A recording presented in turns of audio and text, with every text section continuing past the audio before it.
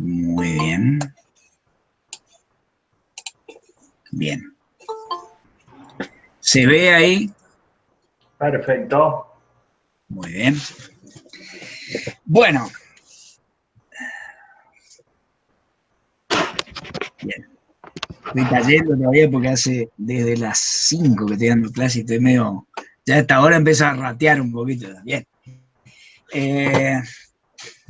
Habíamos visto la clase pasada los distintos tipos de refrigerantes, y ahora, como para terminar el tema, lo que vamos a ver son las cuestiones contaminantes. ¿Por qué es que algunos refrigerantes se dejaron de usar? ¿Qué efectos causan en el ambiente? ¿Sí? ¿Qué tipo de refrigerantes se usan hoy en día? Y principalmente eso, como para terminar el tema, y cuando ustedes les hablen de un refrigerante, tengan por lo menos alguna idea y puedan referirse a algún lugar como para investigar un poquito más de cada refrigerante. Bien. Bueno, acá vamos a empezar hablando de la destrucción de la capa de ozono. El ozono es ¿sí?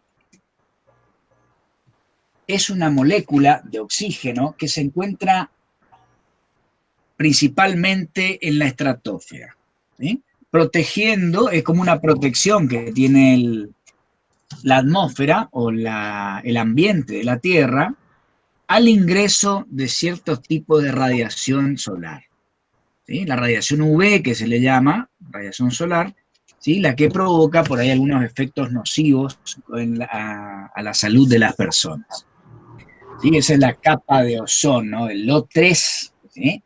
Es una molécula particular, como le decía, ¿sí? Normalmente nosotros lo conocemos en la tabla periódica como oxígeno atómico.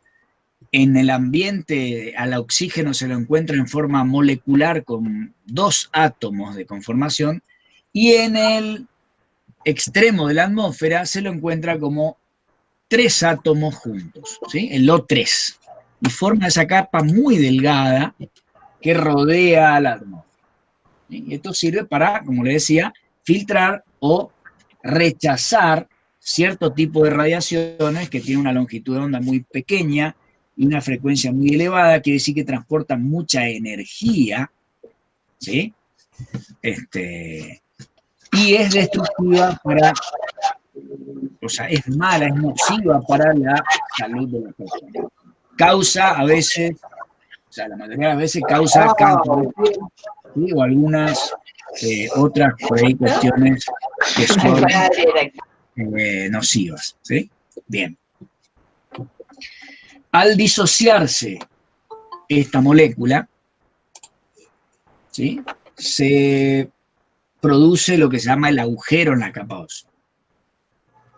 ¿Quién es el principal encargado de disociar esa molécula? El cloro. El cloro es el encargado de asociarse con un átomo de oxígeno, o con 2 átomos de oxígeno, y romper esa molécula, ¿sí? Evitando así que se pueda proteger la atmósfera terrestre.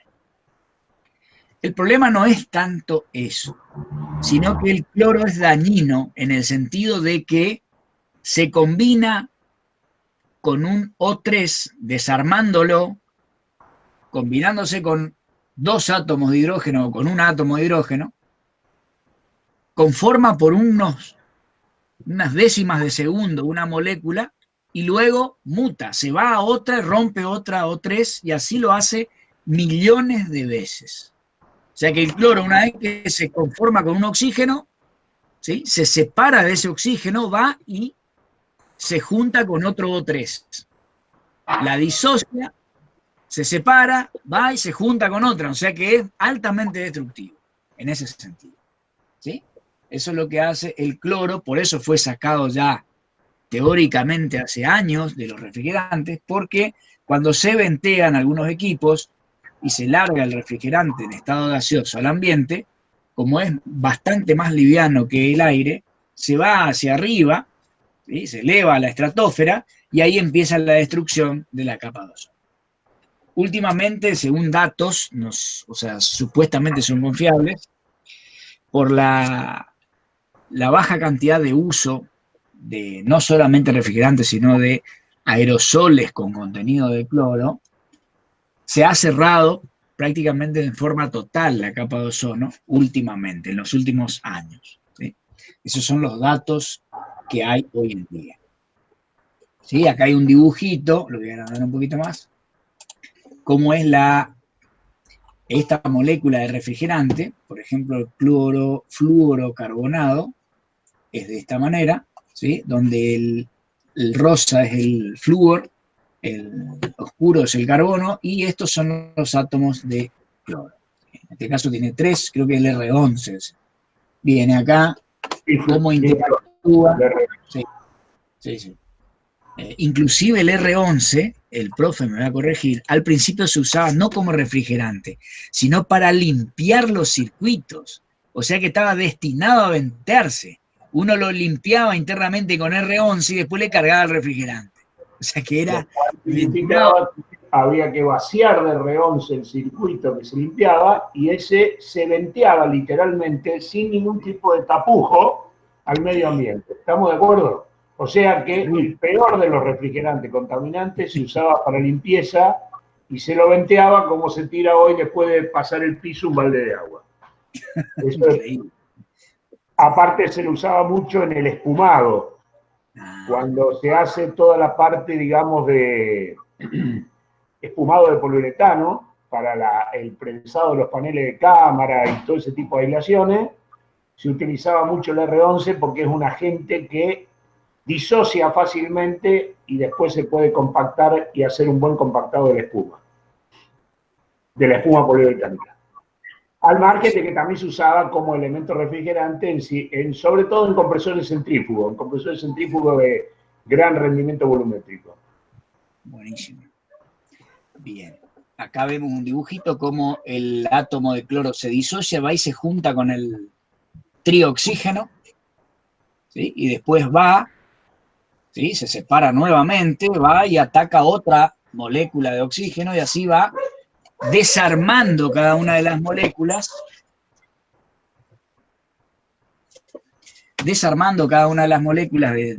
o sea, formadas por 3 átomos de oxígeno, destruyendo la capa de ozono. ¿Sí? Ahora saben qué es el ozono, saben cómo está formada y qué es lo que hacen este tipo de gases. A eso es lo que yo me refería hoy cuando aprenden un poco más de todo esto.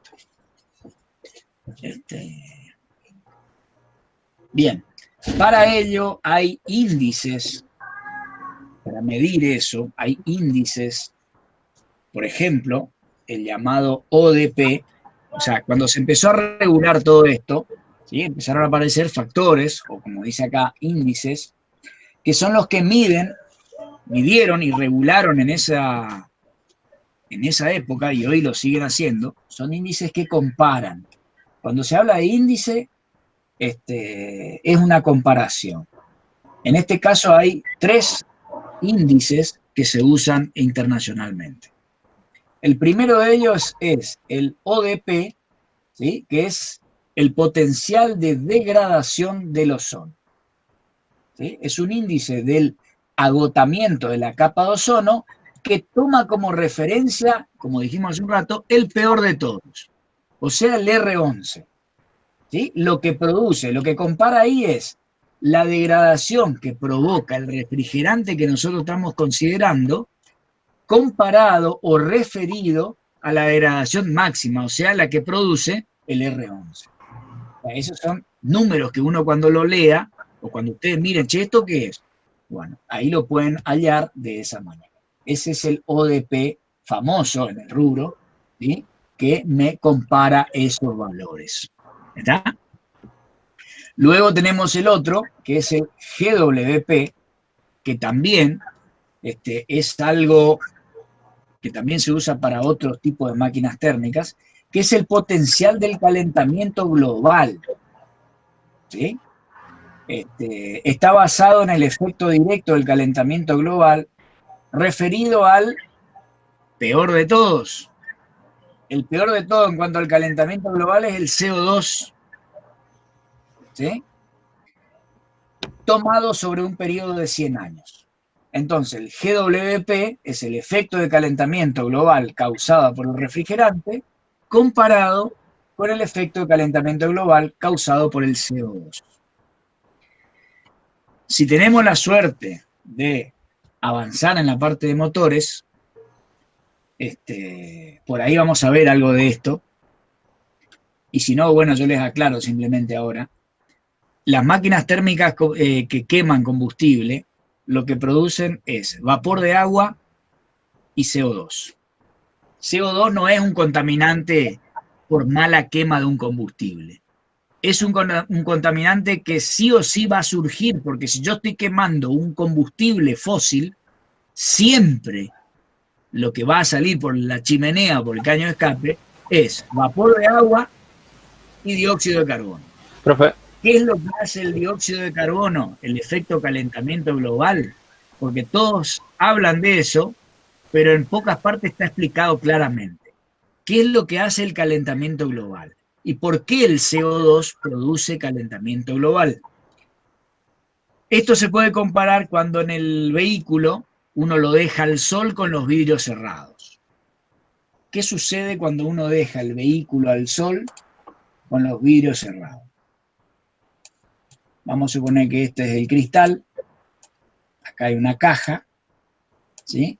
Y acá inciden los rayos del sol, ¿sí? Esto uno lo dibuja como una línea. En realidad es una onda electromagnética, ¿sí? Se llama onda electromagnética porque son campos eléctricos y magnéticos que están desfasados 90 grados, bla, bla, bla, bla, bla. Efecto onda-partícula, bueno, fotones y demás, que son temas muy profundos que nosotros los denominamos directamente rayos solares. Esos rayos solares lo que transportan es energía proveniente del sol, ¿sí? Fotosíntesis, crecimiento de las plantas, etcétera, etcétera, etcétera. Resulta ser que cuando esta onda acá, que la podemos ver como si fuera una onda mecánica, ingresa y pasa a través de un cristal o del vidrio, lo que hace es, este vidrio es absorber y degradar la calidad de energía que viene proveniente del sol. ¿Y cómo lo hace? Absorbe cierta cantidad de energía, algo la refleja. La cuestión es que esto, al perder energía, queda con una longitud de onda más grande. Viene así y después pasa a hacer esto. Pero resulta ser que cuando queda con una longitud de onda más grande, transporta menos energía por algo que quedó en el vidrio, como le dije, no vuelve a salir, porque es como que su vibración tiene una mayor amplitud y no puede volver a salir de la caja. Por lo tanto, se almacena energía en el aire que está acá adentro. ¿Sí? Es como que la turbidez o la no claridad del vidrio produjo ese inconveniente o atrapó o degradó la energía, dejándola, es como una pelotita que viene picando despacio, o sea, con una amplitud pequeña, y una vez que pasa por este filtro queda picando de tal manera que no puede volver a salir. Es como un filtro, ¿sí? Si yo pongo 2 o 3 capas de vidrio, es peor. Si yo pongo un vidrio grueso que sea un poco esmerilado, y el efecto es peor todavía, porque la degrada más aún. En la atmósfera, lo que sucede es que recibe radiación del sol y superficies blancas y claras, como ser lagos, ríos, océanos, nieve, arena, superficies claras, hacen que gran parte de la radiación que proviene del sol sea rechazada y vuelve a salir. Ahora, cuando yo tengo solamente aire en la atmósfera, sería como tener un vidrio recontra transparente. Ahora, cuando yo le agrego dióxido de carbono en cierta cantidad, es como colocar varias capas de vidrio acá en el cajón. Lo que hace es este efecto de esa, degradar esa radiación solar proveniente del Sol, evidentemente. Entonces los rayos quedan, esa energía queda atrapada en el ambiente, evitando que vuelva a salir y aumentando la temperatura de la atmósfera. Ese es el efecto invernadero provocado por el dióxido de carbono en el ambiente y lo que produce el calentamiento global. Por eso se lo refiere al CO2. ¿Se entendió, chicos? Porque yo estoy hablando y estoy mirando el velador que tengo acá y la pared nada más. Sí, profe. Sí, perfecto. Bien. Entiende. Sigamos entonces. Entonces esos dos, ODP, GWP y ahora viene el TEWI. El TEWI es un impacto equivalente del calentamiento total. Se refiere a la suma de los efectos directos e indirectos de la atmósfera en el sistema de refrigeración. Los efectos directos son emisión de marca, emisión de desmontaje. Bueno, efecto indirecto, consumo de energía por el motor. O sea, que el TEWI englobaría todos los tipos de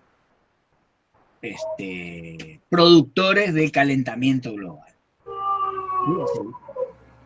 GWP, que es la emisión directa, y la indirecta, que serían distintos calentamientos localizados, reflejo inclusive de las nubes,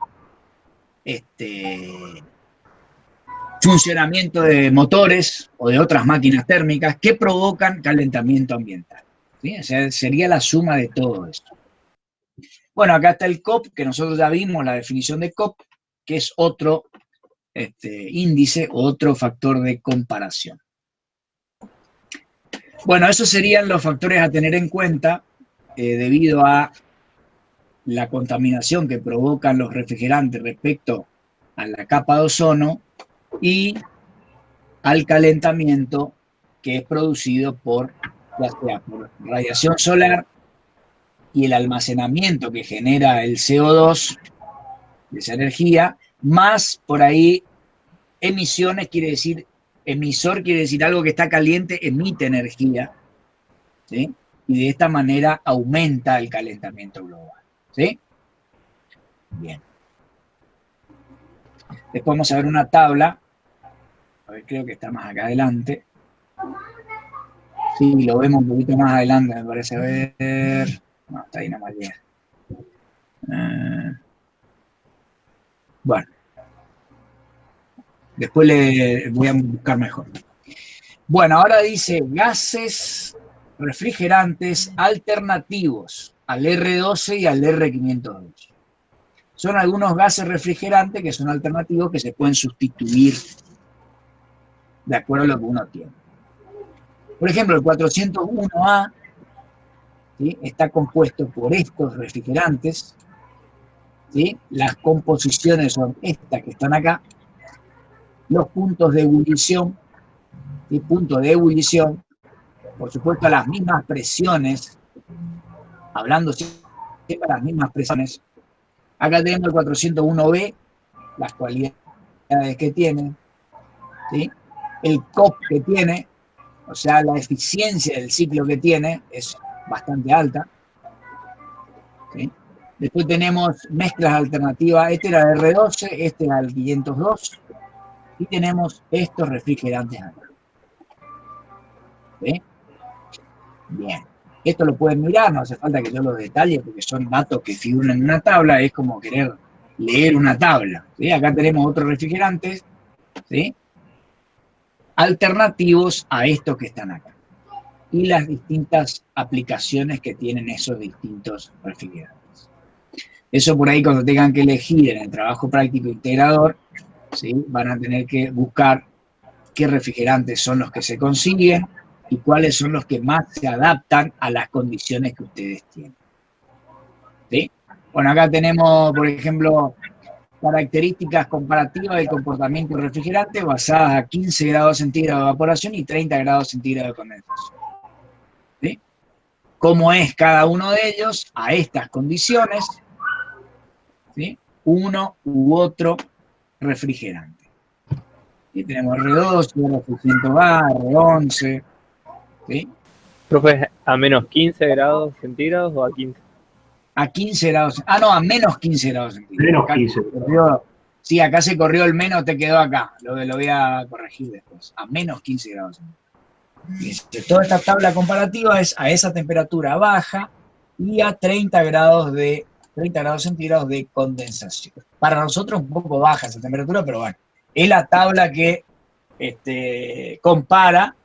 Por eso le decía en la hoja anterior, se supone que son a las mismas presiones o a las mismas temperaturas de evaporación y condensación.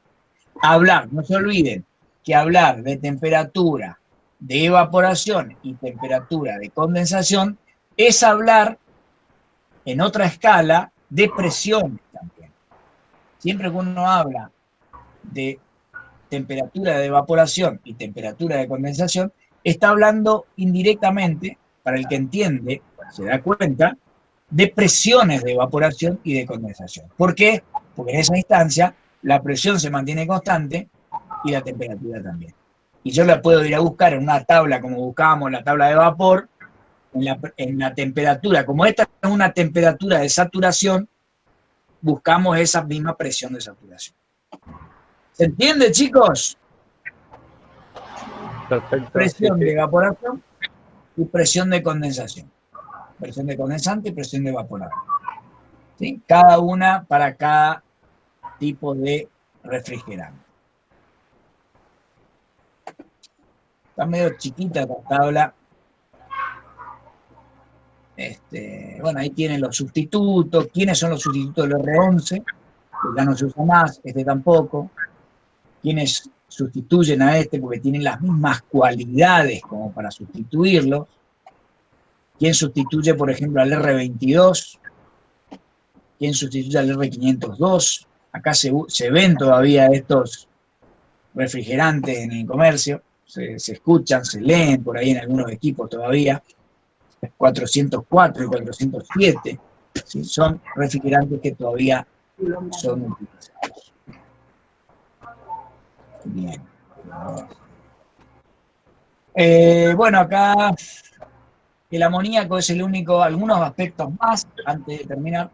El amoníaco es el único refrigerante fuera del grupo de los CFC, HCFC y HFC que se usa bastante en la actualidad. Ya hablamos de las cualidades que tiene como su efecto refrigerante. La desventaja que tiene es su efecto corrosivo sobre el cobre, que conforman el devanado de un motor eléctrico, por ejemplo, y también que tienen cierta toxicidad. Hoy en día se lo utiliza mucho a nivel industrial y el manejo en cuanto a su seguridad es lo que hace que se haya vuelto a usar, ¿sí? Con mucha precisión. Bueno, acá buen COP, pero ya no se lo utiliza más por sus efectos nocivos con la capa de ozono. El R22 también, ¿sí? Tiene menos cloro, o sea, tiene un solo cloro, pero también es nocivo para la capa de ozono. Por eso ha sido prohibido. Creo que, profe, todavía se usa acá en Sudamérica o en países subdesarrollados, pero ¿502? no el 22. El 22 sí, todavía acá se va a usar hasta el año 2025 más o menos. Bien. Sí. En cambio, en Europa ya ha sido prohibido hace varios años. Por lo menos 10 años. Sí, hace 10 años. Este se usa mucho, pero como vimos, sus temperaturas mínimas son más altas que las temperaturas mínimas de otros refrigerantes, o sea que se usa para media temperatura, el 134A, que ese le llaman el ecológico porque la botella es verde, ¿sí? Y es verde por eso mismo, porque tiene, fíjense, el ODP, ahora podemos hablar de eso que ya lo vimos, es 0, ¿sí? Porque no tiene nada de efecto sobre la capa de ozono, porque no tiene cloro. El GWP es 0,26, al tener carbono hay posibilidades que se combine con el oxígeno de alguna manera y forme dióxido de carbono. Y el COP es 8% inferior al R22. ¿Sí? No es tan rendidor como el R22, ¿sí? Debido a que su efecto refrigerante es menor. No se olviden. Fíjense lo que dice del lado de las debilidades. Bajo desplazamiento del compresor, eso es un problema. O sea, necesitamos un compresor más grande, si vamos al caso, para producir el mismo efecto que hubiésemos producido con el R12. Efecto refrigerante por unidad de masa relativamente pequeño. Bueno, menor visibilidad con los aceites, este también es un problema. Este refrigerante necesita aceites poliolester, que son unos aceites de características especiales para este tipo de refrigerante. En cambio, vamos a ver que hay refrigerantes, a medida que vayamos avanzando, que pueden trabajar con aceite poliolester, pueden trabajar con aceites minerales y pueden trabajar con aceites alquilbencénicos. O sea, que me permiten, por ejemplo, el 407C es un refrigerante que es sustituto directo del R22, pero no me hace falta cambiar el aceite. Espectacular. En cambio, si yo pongo el R410, que vendría a ser un sustituto absoluto del R22, ahí sí yo voy a tener que cambiar aceite. Porque el 410 va a trabajar con aceite exclusivamente de tipo poliolester. Bueno, un agregadito más. Profe, ¿y por qué era que se usaban distintos aceites? Buenísimo. Justamente por la miscibilidad que tienen los gases refrigerantes, su composición química, para arrastrar el aceite en el circuito frigorífico. Eso es fundamental. Recuerden siempre esto. En un circuito frigorífico yo necesito, además de que circule gas, que circule aceite. Y ustedes van a decir, ¿para qué necesito que circule aceite si tengo caño? ¿Qué me importa que circule aceite? El problema no es que yo necesito que circule aceite en el circuito. El problema es que el compresor trabaja como una bomba. Entonces el compresor expulsa continuamente, en cada pulsación que hace, expulsa aceite al sistema. Y necesita traerlo de nuevo, ¿a dónde? Al cárter del compresor. Si no, el compresor se queda sin aceite. Después de tanto tiempo de uso, se queda sin aceite.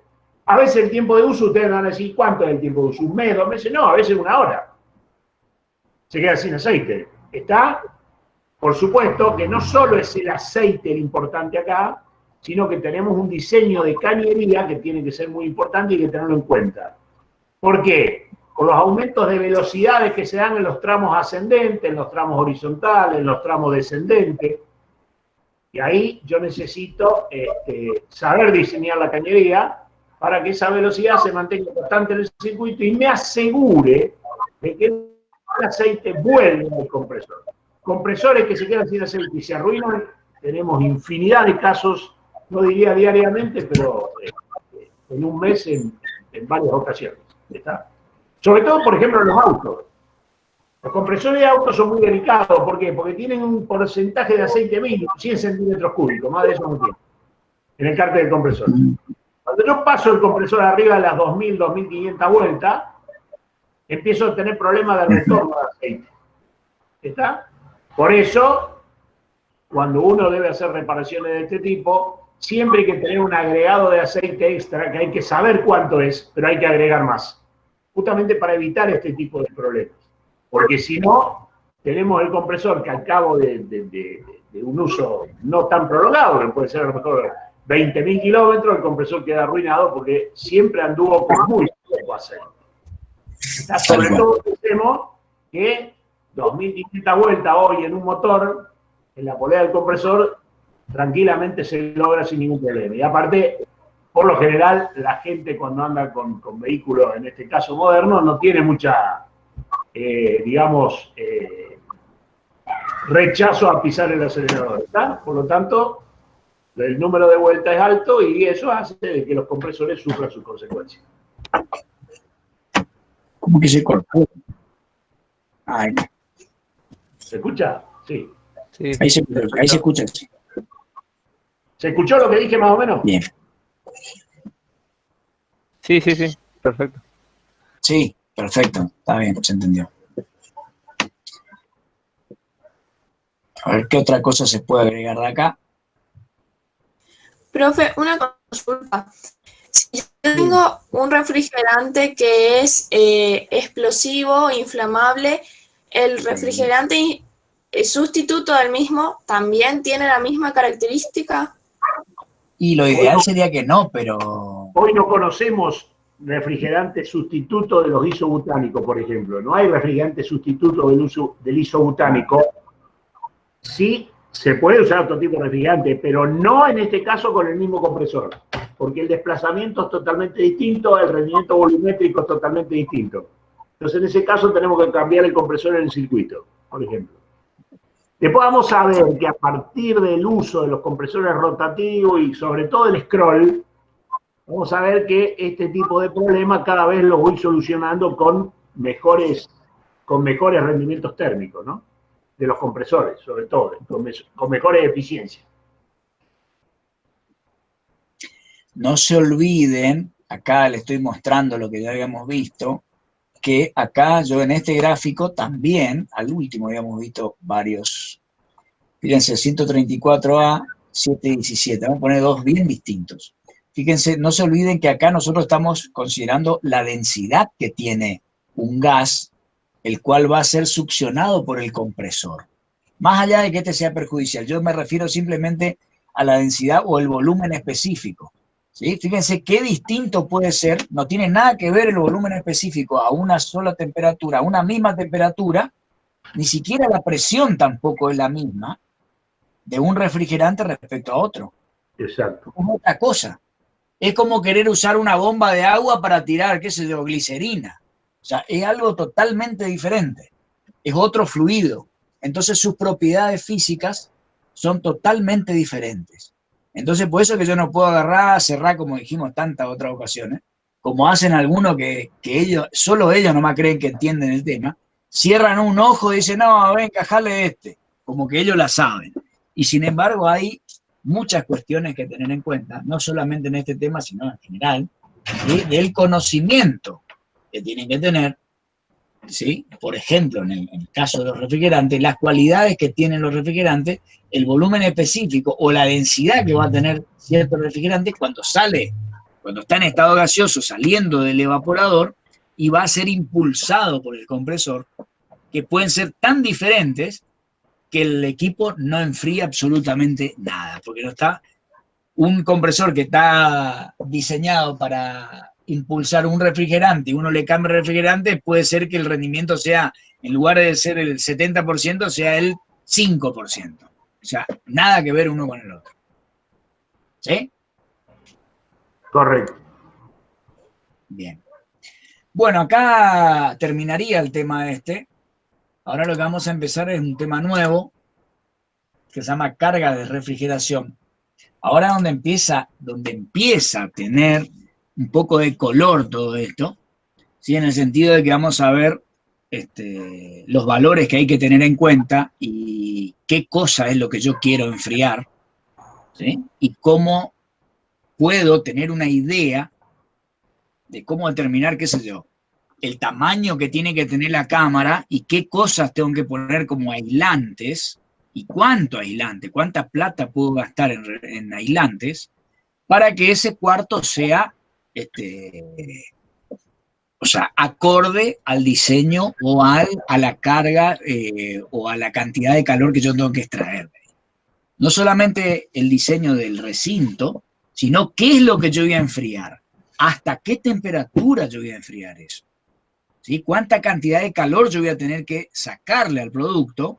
Si yo lo que tengo que enfriar son 400 cajones de manzana que entran a 15 grados centígrados. ¿Sí? O si lo que yo quiero enfriar es pollo que viene en un camión frigorífico, ¿sí? Que viene a menos 1 grado centígrado y yo tengo que mantener esa temperatura porque en una semana tengo que vender ese pollo. ¿Qué cualidades tengo que darle a esa cámara? No puedo mezclar alimentos como habíamos visto en aplicaciones de refrigeración. ¿Sí? Por eso acá este tema se llama carga de refrigeración, porque me va a permitir determinar no solamente los aislantes que yo voy a usar para que no se escape el frío, como se dice mal por ahí, mejor dicho, para que no entre energía en forma de calor de la parte exterior a la parte interior. Para que no haya ganancia térmica. Claro, la cantidad de calor que debo sacar del producto que entra a una temperatura mayor de la que tiene que tener para conservarse. Y eso es lo que voy a tener que tener en cuenta y vamos a ver algunas de las cuestiones. ¿Sí? ¿Cuál es el objetivo Eso era una pequeña introducción nada más. ¿Cuál es el objetivo de la carga de refrigeración? Analizar las fuentes que aportan calor para seleccionar adecuadamente los componentes del sistema de refrigeración. ¿Sí? Se aplican a instalaciones nuevas, ampliaciones o para evaluar posibles mejoras de la eficiencia energética. ¿A qué me refiero con esto? Lo que se estuvo hablando hasta ahora es de el ciclo que teníamos, de la cantidad, ¿sí?, de calor que yo tengo que sacar con el evaporador, luego con el compresor y finalmente en el condensador. ¿Sí? Después vuelvo otra vez a cerrar el ciclo con la válvula de expansión, etc. Ahora, ¿de dónde sale esa cantidad de energía que yo tengo que sacar? Del producto. Yo finalmente lo que tengo que hacer es enfriar un ambiente para que el producto se enfríe, para poder mantenerlo conservado. Si es que yo lo que tengo que enfriar es un producto alimenticio, por ejemplo. Es un ejemplo de miles, como vimos en la parte de aplicaciones de refrigeración. O sea, yo tengo que enfriar algo. ¿Ah? Entonces, en este caso, puedo enfriar aire, puedo enfriar, por ejemplo, líquido, el cual va a enfriar otra cosa, como vimos cuando sumergían los productos del mar. Yo lo que estoy enfriando es una salmuera, por ejemplo, y la salmuera se usa porque no se congela a 0 grados centígrados. ¿Sí? Es un refrigerante secundario, ese no lo puse ahí, lo puedo agregar, en todo caso después lo vamos a nombrar. Pero Yo cada lo vez que puedo enfriar, claro, yo lo que puedo enfriar con un evaporador, se usa el etilenglicol en este caso. sí. O sea, con un equipo, como dice el profe, lo que se puede enfriar no es el aire solamente, sino que yo en una batea puedo tener frío, por ejemplo, a menos 10 grados centígrados, puedo tener etilenglicol, que es un alcohol que es el mismo que se usa para los anticongelantes de los vehículos, ¿sí? El refrigerante que se le llama, ¿sí? O puedo enfriar salmuera. ¿Sí? ¿Por qué? Porque son sustancias cuyo punto de congelación está por debajo de inclusive menos 10 grados centígrados. Depende de la concentración que yo tengo de salmuera o de etilenglicol, estamos entre los menos 18 y los menos 25 grados centígrados en los puntos de congelación. O sea que se puede usar tranquilamente para enfriar otros productos bañándolos con estas sustancias o sumergiéndolos en estas sustancias. ¿Y cómo enfrío esa sustancia a esa temperatura? Con un equipo de refrigeración. O sea que en ese caso lo que yo voy a enfriar no es aire, sino que es líquido. Vamos a ver después en equipos, cuando veamos evaporadores, los equipos que hay para enfriar no solo aire, sino líquidos.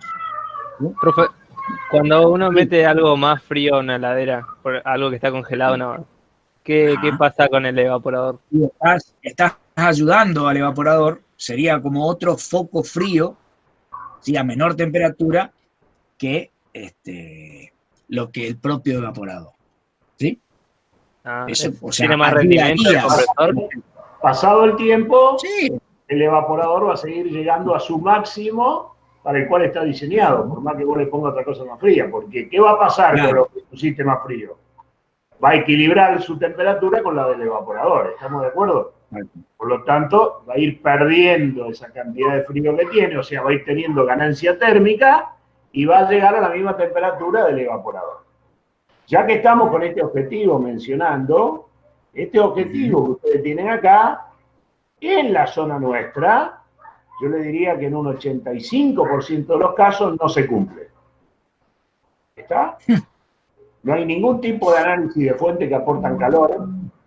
Yo me gustaría hacer un relevamiento con todos los mecánicos de refrigeración que hay y preguntarles si instalaron una cámara, cómo hicieron los cálculos para ver cuáles eran las fuentes de calor a las cuales tenían que atacar para que su capacidad en la cámara fuera obtenida con la mínima potencia. Porque fíjense lo que está subrayado: posible mejora de eficiencia energética. Es a lo cual yo tengo que tender, porque Ustedes saben que todo pasa por el bolsillo, ¿estamos de acuerdo? Entonces, yo le tengo que dar al cliente la mejor eficiencia energética que pueda. Si el tipo tiene que enfriar pollo a menos 20 grados, a menos 10 grados centígrados, tiene que enfriar helado, mantener helado a menos 23 grados centígrados, yo tengo que lograr eso con el menor costo energético posible. Claro. Ahí va a ser mi eficiencia. Ahí yo voy a estar diciendo, bueno, hice un buen balance térmico del sistema, opté por un sistema adecuado para cumplir con esta función, elegí bien y llegué al objetivo que quería. Bueno, esto en el 85% de los casos no se cumple. O sea, es muy importante lo que estamos hablando, ¿eh? Es muy importante lo que estamos hablando. Sigamos. Profe, no sé, yo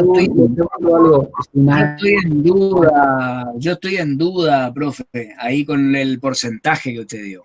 Puede ser más. Y por la duda yo no me arriesgaría ahí porque se va a agarrar un dolor de cabeza. Yo creo que el 98%, no el 85%. No tienen ni idea de lo que están haciendo. Es el clásico que decís, cierra un ojo y dicen, a ver, encajale por la duda y le meten cualquier cosa. Yo eso ya... me juego que es así. Y sin embargo, fíjense estos datos que nosotros le estamos pasando, los datos que le aporta el profe, no es nada descabelladamente complejo. Ustedes medianamente lo están entendiendo, pero ¿cuál es el objetivo? ¿Cuál es el concepto que ustedes tienen que llevar? Que tienen que saber, que tienen que ir a buscar y que tienen que buscar una tabla. No cerrar un ojo y decir, no, metele por la duda, sino que tienen que saber lo que están haciendo. Eso es lo que se necesita hoy en día. Eso es profesionalismo.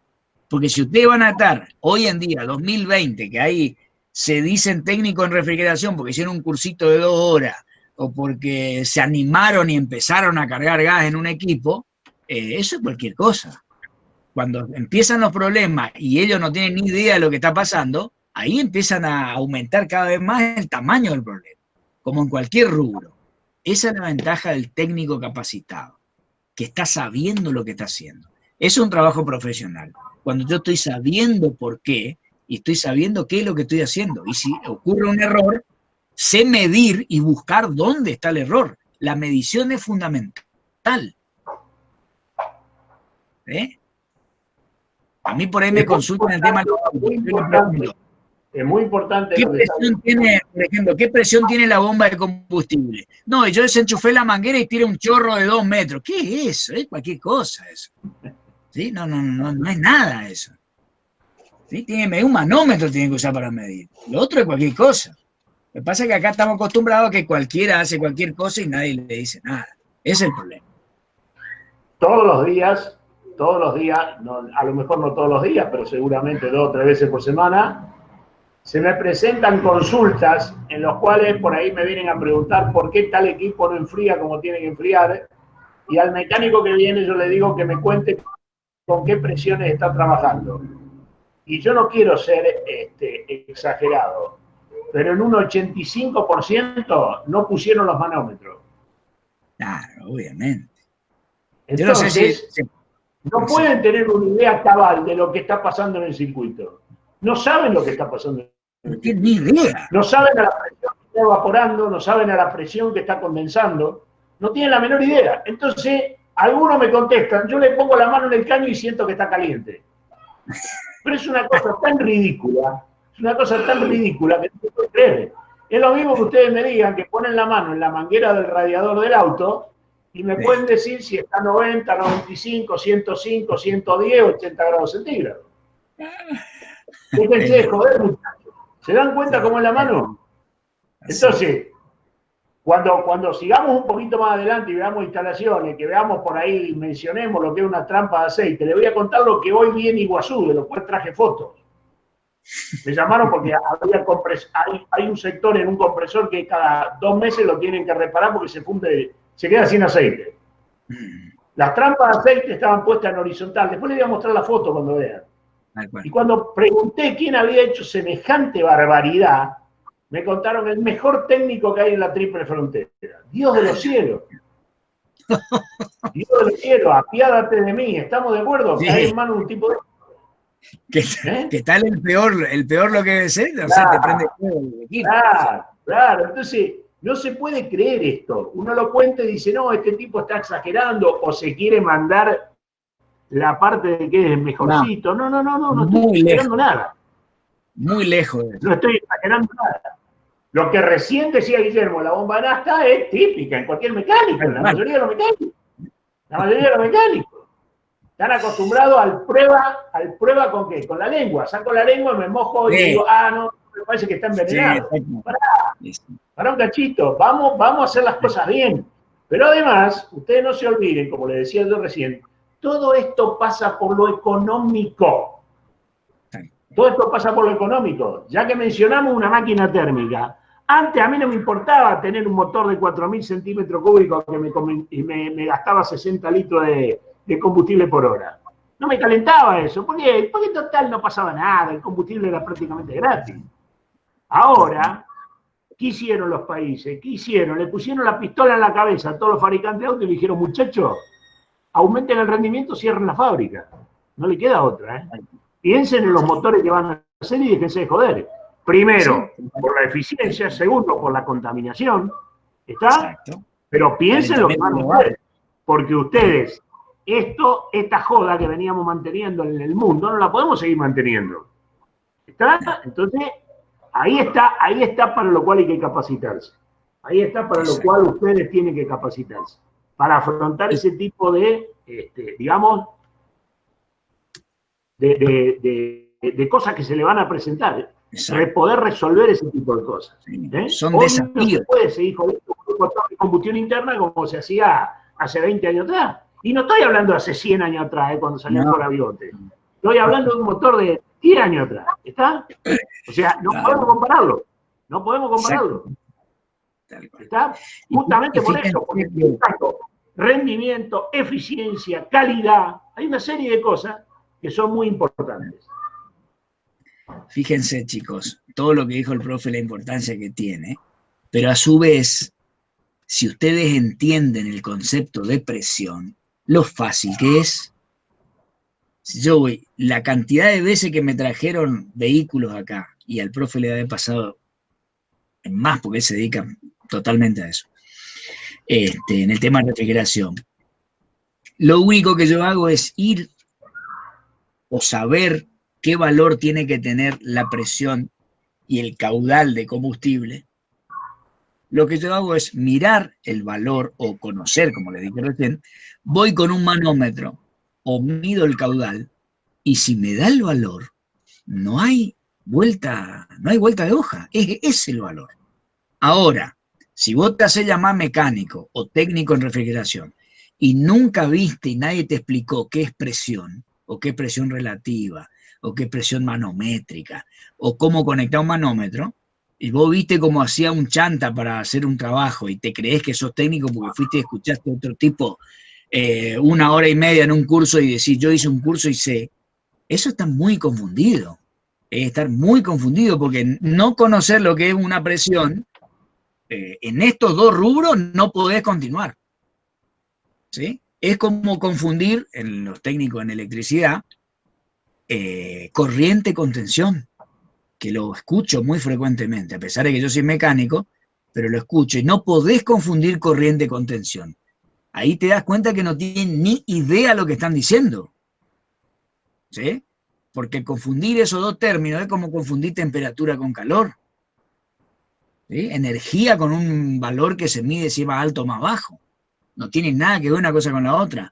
La gran ventaja que ustedes están teniendo en esta escuela técnica es que aprenden esos conceptos y eso les sirve para identificar un problema, no solo en la parte de los vehículos, como yo le dije, sino en la parte de refrigeración, en la parte de calderas.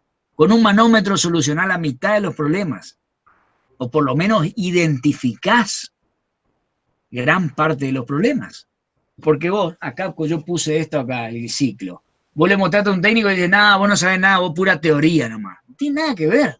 Porque yo con esto, una vez que lo memorizo o lo sé, por ejemplo, este es el 334, yo sé que a tal presión tiene tal temperatura, entonces yo con un manómetro estoy sabiendo con esa presión si el evaporador está en ebullición, por ejemplo, cuando está trabajando.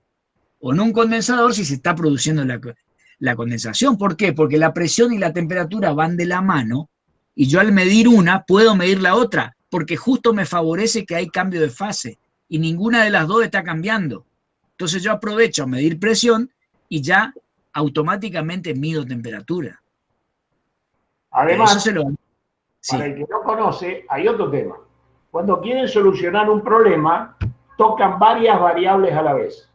Cuando yo toco varias variables a la vez en un sistema, termino no haciendo nada bien, porque descompagino todo. saco de control todo. Sí. Supónganse, lo que decía recién Guillermo con muy buen tiro, tema de presiones.